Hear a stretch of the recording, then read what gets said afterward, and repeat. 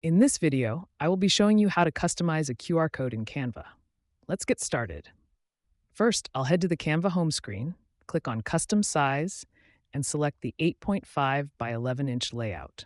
Once my blank canvas opens, I'll move over to the left-hand sidebar and click on the Elements tab. In the search bar, I'll type QR code and then click on the QR code generator tool that appears. Now, I'll enter my destination URL for this tutorial. I'm typing in before I generate the code. I'll open the Customize menu to make some adjustments.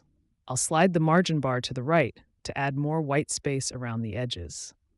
Next, I'll click on the foreground color box to open the color picker. I'll drag the selector across the palette until I find a vibrant shade of green.